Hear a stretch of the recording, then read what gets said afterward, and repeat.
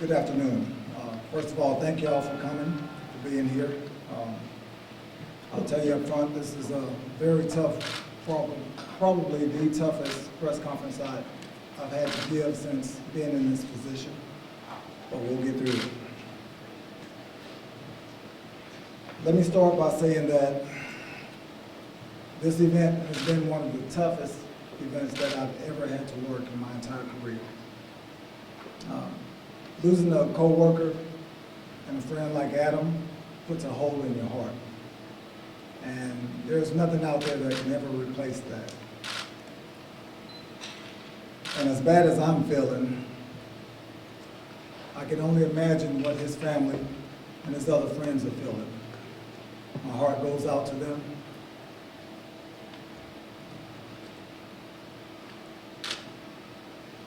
And although this is a very tough time for our agency, for our profession, for our city and our state, I would be remiss if I did not thank our partners and friends in law enforcement.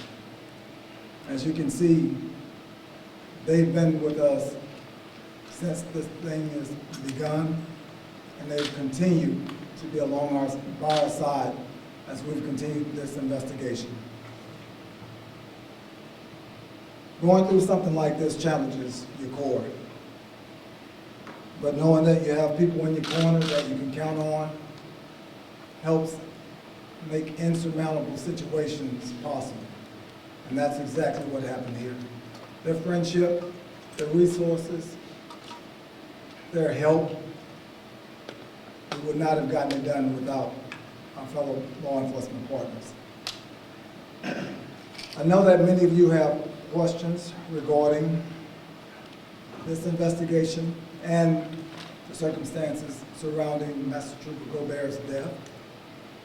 I assure you I have some questions as well.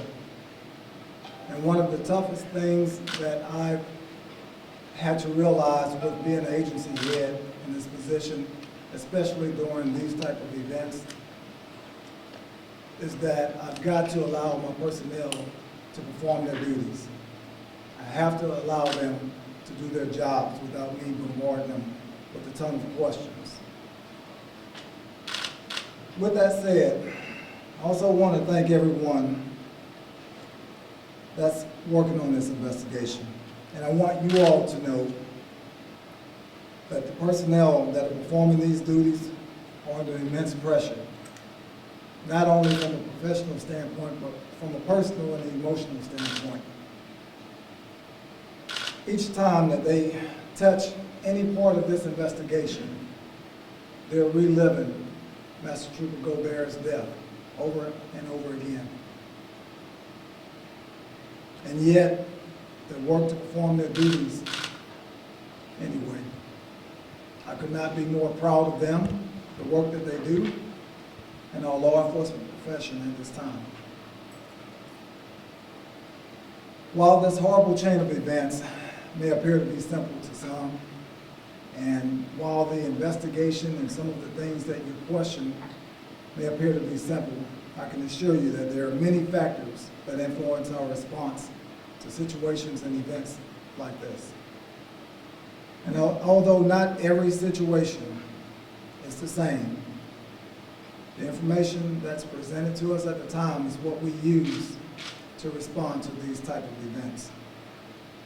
In this particular event, like most others, our number one goal is identifying and neutralizing any imminent threat. And for our partner agencies in Livingston and Ascension and EBR, that threat began on October 9th at approximately midnight when Matthew Meir is suspected of shooting two people in a residence in Livingston Parish. He then stole a Chevrolet Silverado from Livingston Parish. At approximately 12:30, surveillance cameras showed that Master Trooper Gobert backed into a location on Dutton Road. We believe that he was finishing a crash report, and computer analysis indicated that Master Trooper Gobert made his final entry into the database at 2:21 a.m. It is not uncommon for our troopers to complete their paperwork after working the crash in that manner. At 2:30 a.m., Mir was picked up on cameras entering the Devon Road location with his headlights off. That's where we believe that he ambushed Master Trooper Gobert while he was seated in his unit. We also believe that Mir came to the Devon Road location in order to stage for the shooting that he is expecting of committing at a nearby residence in Ascension Parish. He then shoots and is suspected of killing one person at that residence and critically wounding another.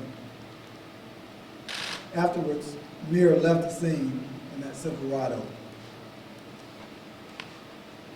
Just after 5 a.m., one of our Troop A troopers was en route to back up another trooper when he encountered Mir on LA 42 west of LA 73. The Silverado was in front of our trooper, and our trooper activated his emergency lights in order to notify the driver to move to another lane. Upon seeing the lights, Mir begins firing at our trooper, then accelerated at a high rate of speed. At that point, our trooper initiated a pursuit. At this time, the outgoing night shift and day shift all diverted their attention to this pursuit and this incident. The vehicle continued further and stopped in a shopping mall at a parking lot on LA 73 at Hoosier 2 Road in East Baton Rouge Parish, where Mir continued to fire our trooper. The trooper returned fire and was not struck by any of the rounds by Mir. However, one round struck the center of the trooper's windshield and another round struck the grill. We are continuing to investigate to see if there are any other rounds located in that vehicle. Detectives later discovered Mir's unoccupied vehicle at a dead end at Hoosier 2 Road with gunshot damage. Mir successfully escaped from the pursuit and entered a large, heavily wooded area in that general area. Troop A shifts were changing shifts at the time. The outgoing shift stayed over to begin actively engaged, because they were actively engaged in that particular pursuit. As a note, during the response of pursuits, trooper-involved shootings, and manhunts, radio traffic was suspended for emergency broadcast only, and units were not calling themselves off duty or making any other calls that were not of emergency nature. It is our radio protocol during these types of events for our personnel that are not involved in the immediate event to not communicate on the radio. So even if Adam was fine, because of the protocol in place, he would not have communicated on the net unless it would have been of emergency nature. Several local agencies assisted in the search, which continued throughout the day. However, it was later in the day, at about 5 p.m., that a co-worker found Master Trooper Gobert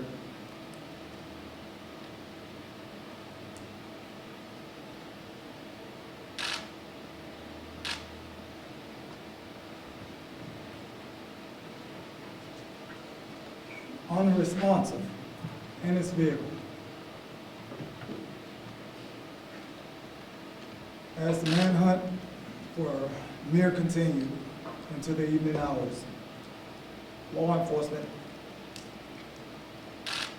got closer to the location and he fired his weapon several times during that particular part of the chase. Mir was apprehended shortly after 10 p.m. without further incident.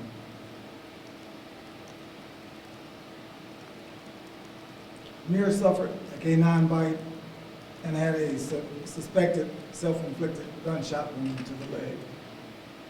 He was taken into custody, received medical attention, and was subsequently taken to a medical facility where he is undergoing surgery and is expected to be released later today. Detectives obtained a search warrant, an arrest warrant, in East Baton Rouge Parish for Muir for aggravated flight from an officer, attempted first-degree murder of a police officer.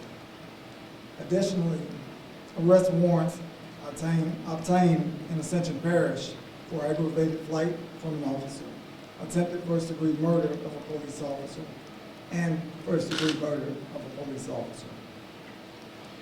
The investigation into the murder and both shootings of civilians are being conducted by the Livingston and Ascension Parish Sheriff's Offices. A couple of notes. The time between the murder of Master Trooper Gobert and the time he was found is absolutely unacceptable.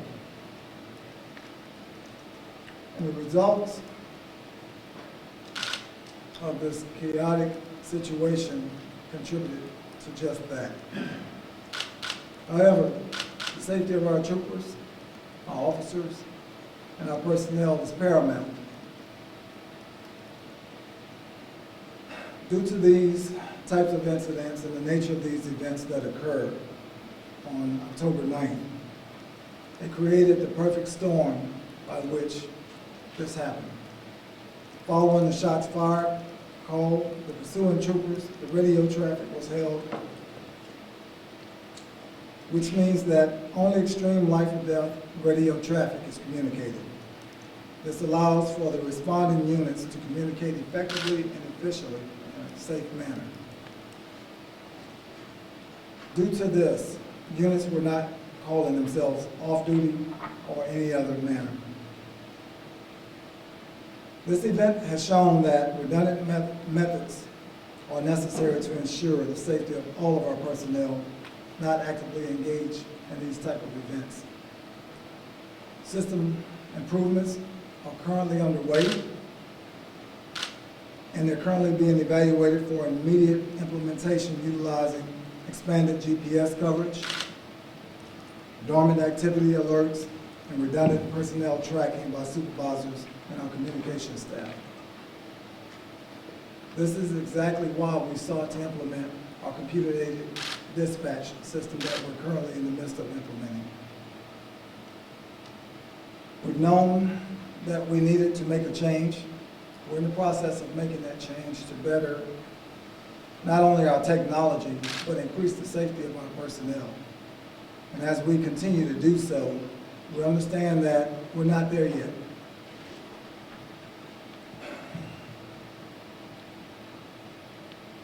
This has been a very long and hard road.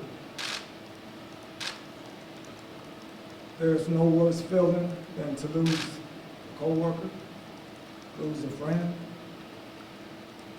lose anyone. But I can tell you that we're learning from this experience, we're getting better, and we're creating a better system for all of our employees as well as our public.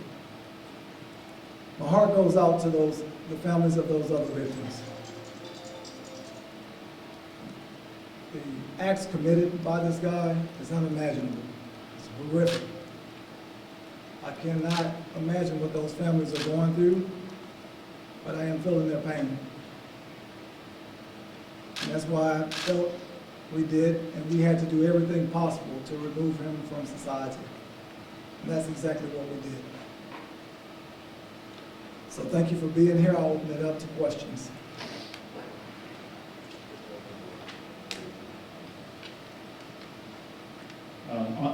Austin Kemper, WFB.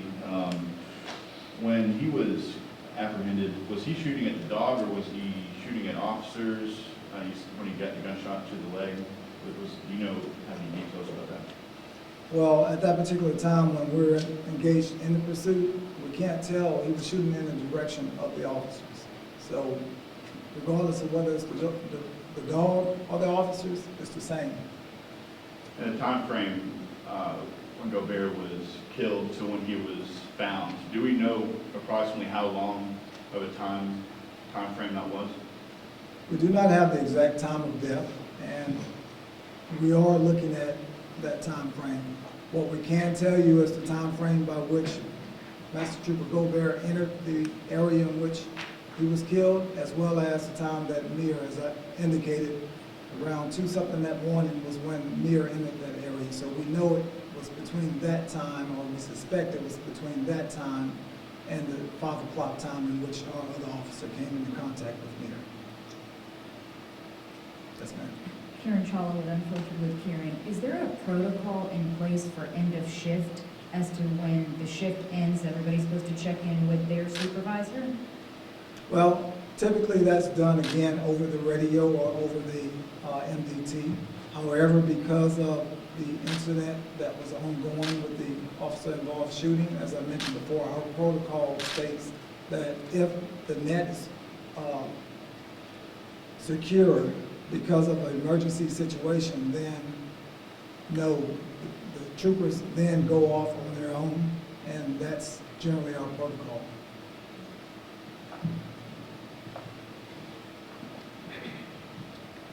Bess Casserly, WBRZ. Who was it that sort of realized that Trooper Gobert had been unaccounted for? It was one of his coworkers, but we also received a call from a neighbor in that area who notified us that they observed a state police vehicle or a vehicle with a driver unresponsive. Was he a part of the initial search for Mir? Excuse me? Was he a part of the initial search for Mir? No, ma'am, not that we know of at this time. And were there any witnesses? I know you said there was a neighbor who notified them that there was a vehicle there. We have not identified any witnesses to that particular shooting involving Master Trooper Gobert. Thank you. I know we don't know yet a motive for this, for what happened, but a recent report shows that ambush attacks on law enforcement up 91% this year. So I just would like your reaction to that about law enforcement being targeted. And can you also just give me your reaction on the training and how you all put your lives at risk? Thank you. Yes, there has been a significant increase on ambush attacks on law enforcement. Therefore, a myriad of reasons. And at that particular point, when you look at the motives, at the heart of it, it doesn't matter. You're taking one life for no justifiable reason. We're working with our communities. We're trying to make sure that we identify situations whereby there is someone that has a complaint with law enforcement, that we communicate with them. And I think as we continue to build the trust with our communities, it is our hope that our communities will continue to assist us in identifying those members that are not only threatening law enforcement, but threatening our communities as a whole, because we are a part of the community. So I think it's very important that we consider that, and that we continue to communicate and build that trust with our communities. As far as the training, that's something that we are working on. But I think it's important for us not to take this all-out extreme tactical approach. You know, that's where the trust, working with our communities, identifying those particular situations, using intelligence-led policing to identify those that threaten and harm not only law enforcement but other community members, come into play. And I think as we begin and continue to do that, then we use that information effectively to identify and neutralize those members. So that's kind of where we are. Can the sheriff give his reaction to that same question?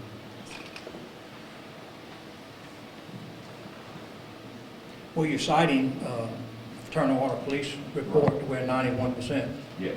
increase in law enforcement officers involved in ambush-style shooting, which I think 51 officers over the last year. We know 13 of them have died.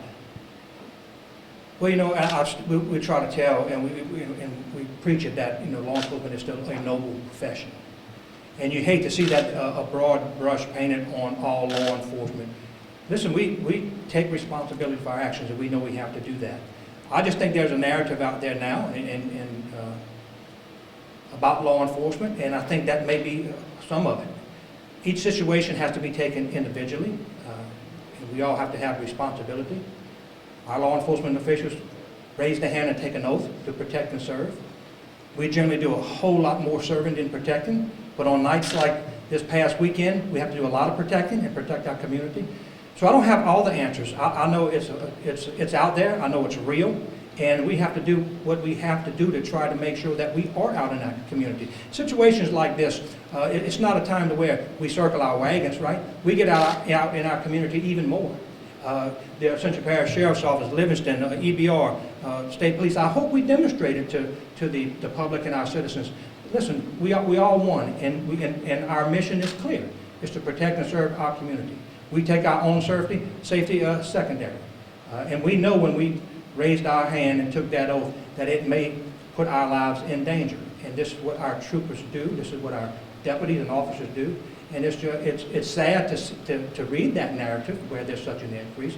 And we need to be a part of turning that around. Training regiments do change, and we're a big part of that. I'm proud to say that we're going through an accreditation process, and we try to live by the best standards and the best policies and the best procedures. And we hope that our community will do the same thing and take personal responsibility for themselves also.